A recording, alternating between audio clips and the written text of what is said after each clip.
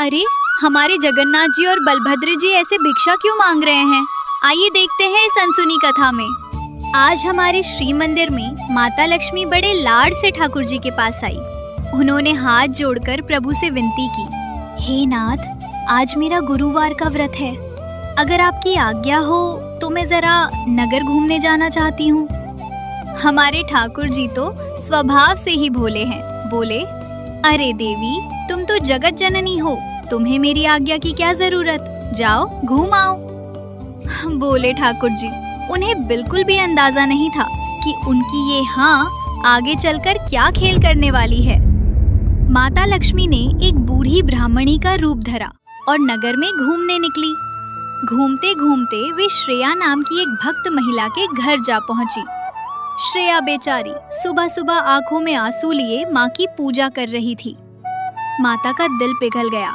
वे बिना किसी भेदभाव के उसके घर में घुस गई और प्यार से बोली, बेटी, तेरी भक्ति सच्ची है, जा, तेरा घर धन दौलत से भर जाएगा। लेकिन उधर मंदिर में दाऊ दादा ने अपनी शक्ति से ये सब देख लिया। उनका गुस्सा 7वें आसमान पर था। वे दौड़ते हुए आए और गरजे, लला, ओ लला, कहाँ है तू? जगन्नाथ जी घबरा गए और बोले, क्या हुआ दाऊ दादा, आप इतना गुस्सा क्यों कर रहे हैं? बलराम जी ने डांटते हुए कहा, तेरी पत्नी ने हमारी नाक कटवा दी। एक छोटी जाति के घर होकर आई है, अब उसे कह दे कि मंदिर के अंदर कदम ना रखे। जगन्नाथ जी बहुत दुखी हो गए। बोले, दादा, आज उनका व्रत था, वो तो गरीबों का दुख दूर करने गई थी। बलराम जी ने पैर पटकते हुए कहा, बस, मैं कुछ नहीं सुनना चाहता। अगर वो अंदर आई तो मैं बाहर चला जाऊंगा। अब तू चुन ले, तेरा बड़ा भाई या तेरी पत्नी। उसी वक्त माता लक्ष्मी दरवाजे पर आ गई। जगन्नाथ जी ने नजरें झुका ली और धीरे से कहा, देवी, दादा नाराज हैं, तुम अंदर नहीं आ सकती। ये सुनकर माता लक्ष्मी की आंखों में आंसू आ गए। वे गुस्से में बोली, अच्छा, जिस पति के लिए मैंने सब छोड़ दिया वो आज मुझे घर से निकाल रहा है। माता ने अपना पल्लू झटका और बोली, तो सुनिए जगन्नाथ, आज मैं आपको श्राप देती हूँ। जिस खाने और खजाने पर आप दोनों भाइयों को इतना घमंड है ना, वो सब मेरे साथ जाएगा। 12 साल तक आप दोनों दाने दाने को तरसोगे। जब मैं अपने हाथों से खिलाऊंगी तभी आपका पेट भरेगा। इतना कहकर माता वहां से चली गई। वे सीधे समुद्र किनारे पहुंची और विश्वकर्मा जी से बोली, मेरे लिए यहाँ एक ऐसा महल बनाओ जो मंदिर से भी सुंदर हो। इसके बाद उन्होंने वेतालों को बुलाया और हुक्म दिया, जाओ, मंदिर खाली कर दो। राशन, पानी, गहने और वो गद्दे भी उठा लाओ जिन पर वो दोनों भाई अकर कर सोते हैं। वेताल डरते हुए बोले, माता, अगर प्रभु जाग गए तो? माता आराम से बोली, फिक्र मत करो, मैंने निद्रा देवी को वहां भेज दिया है। अगली सुबह जब दोनों भाई सोकर उठे तो नजारा ही कुछ और था। बलराम जी ने अपनी कमर पकड़ी और चिल्लाए, अरे लला, ये मेरा पलंग कहाँ गया? हम जमीन पर क्यों पड़े हैं? जगन्नाथ जी ने चारों तरफ देखा, मंदिर खाली पड़ा था। वे मुस्कुराए और बोले, दादा, लक्ष्मी गई तो सब ले गई। बलराम जी ने मुंह बनाया और कहा, जाने दे, एक औरत के जाने से हम भूखे थोड़े ही मरेंगे। हम मर्द हैं, अपना खाना खुद बना लेंगे। चल रसोई में। वे रसोई में गए पर डिब्बे खाली थे। बलराम जी हैरान रह गए। बोले, अरे, भंडार घर देख। जगन्नाथ जी ने कहा, दादा, वहाँ तो चूहे दौड़ रहे हैं। प्यास लगी तो तालाब पर गए। बलराम जी बोले, थोड़ा पानी ही पी लेते हैं। पर जैसे ही झुके, पानी सूख कर कीचड़ बन गया। शाम तक भूख से दोनों का बुरा हाल हो गया। बलराम जी थक हार कर बोले, चल लला, अब तो भीख मांगना ही पड़ेगा, भेष बदल ले। फटे पुराने कपड़े पहनकर दोनों भाई नगर में निकले। दरवाजा खटखटाकर बोले, माई, 2 भूखे ब्राह्मण हैं, कुछ खाने को दे दो। पर माता सरस्वती ने लोगों का दिमाग फेर दिया था।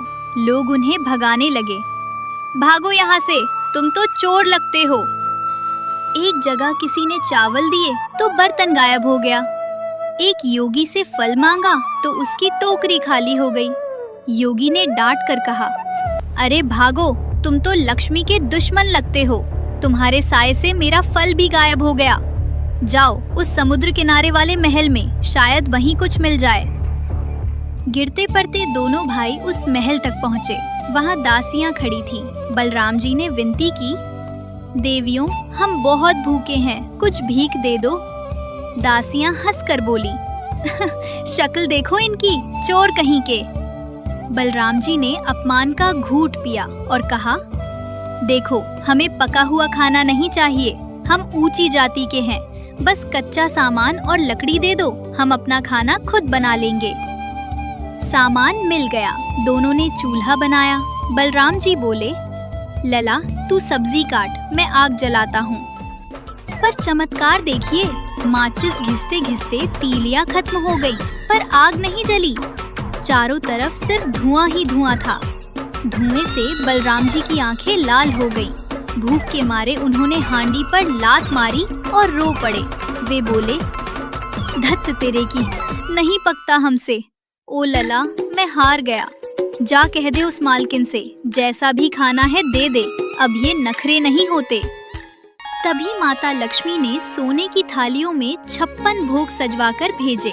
दासी बोली, ये छोटी जाति के घर का खाना है, खाओगे?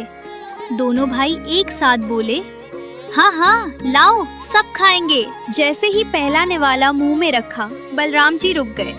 वे भावुक होकर बोले, लला, ये स्वाद, ये तो। तभी थाली में पोड़ पीठा देखकर ठाकुर जी चहक उठे। दादा, ये तो मेरी लक्ष्मी के हाथ का स्वाद है। खाना खाकर जब बैठे तो दासी पान लेकर आई और पूछा, महाराज, आपकी पत्नियां नहीं हैं क्या, जो ऐसे दर दर भटक रहे हो? जगन्नाथ जी ने भरी आंखों से कहा, थी तो सही, पर मैंने बेवकूफी में उसे निकाल दिया।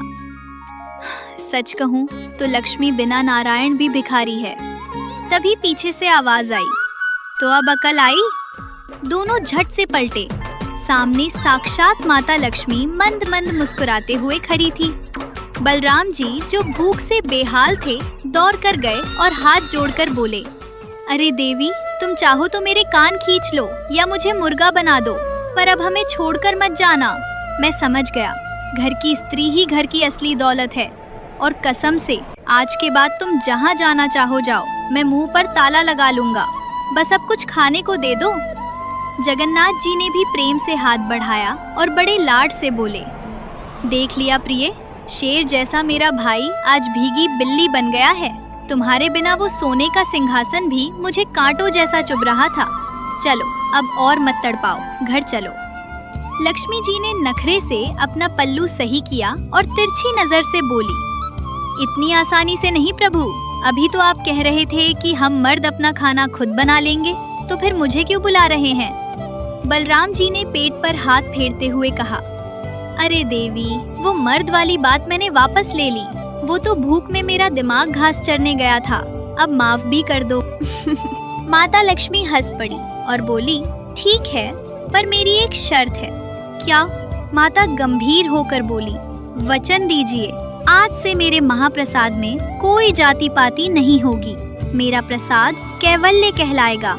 एक ब्राह्मण एक चांडाल के हाथ से छीनकर भी प्रसाद खा सकेगा और कोई अपवित्र नहीं होगा। क्या ये मंजूर है? जगन्नाथ जी और बलराम जी ने एक साथ हाथ उठाया और हंसते हुए बोले, हमें मंजूर है देवी, 100 बार मंजूर है। और बस ठाकुर जी अपनी रूठी हुई लक्ष्मी को मनाकर गाजे बाजे के साथ वापस मंदिर ले आए। बलराम जी सबसे आगे नाचते हुए जा रहे थे, क्योंकि उन्हें पता था कि आज फिर से 56 भोग मिलने वाले हैं। अगर आपको ये वीडियो और जगन्नाथ जी की ये लीला पसंद आई हो तो लाइक, शेयर और सब्सक्राइब करना ना भूलें। और प्रेम से बोलिए, जय जगन्नाथ स्वामी जी की, जय महालक्ष्मी जी की।